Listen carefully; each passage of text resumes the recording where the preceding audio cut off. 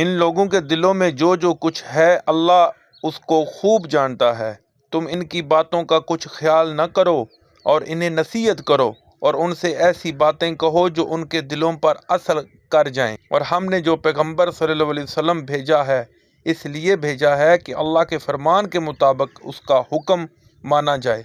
اور یہ لوگ جب اپنے حق میں ظلم کر بیٹھتے تھے اگر تمہارے پاس آتے اور اللہ سے بخشش مانگتے اور رسول اللہ بھی ان کے لیے بخشش طلب کرتے تو اللہ کو معاف کرنے والا اور مہربان پاتے۔ تمہارے پروردگار کی قسم یہ لوگ جب تک اپنے تنازعات میں تمہیں منصف نہ بنائیں اور جو فیصلہ تم کر دو اس سے اپنے دل میں تنگ نہ ہوں بلکہ اس کو خوشی سے مان لیں تب تک مومن نہیں ہوں گے۔ اور اگر ہم انہیں حکم دیتے کہ اپنے آپ کو قتل کر ڈالو یا اپنے گھر چھوڑ کر نکل جاؤ تو ان میں سے تھوڑے ہی ایسا کرتے، اور اگر یہ اس نصیحت پر کاربند ہوتے جو ان کو کی جاتی ہے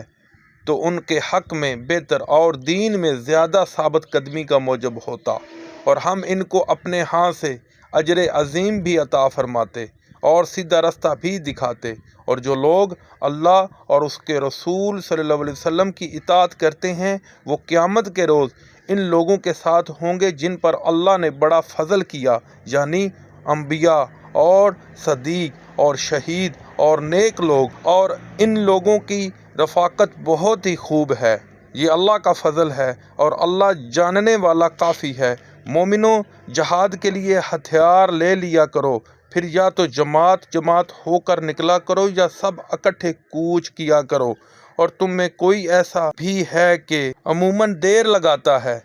پھر اگر تم پر کوئی مصیبت پڑ جائے تو کہتا ہے کہ اللہ نے مجھ پر بڑی مہربانی کی کہ میں ان میں موجود نہ تھا۔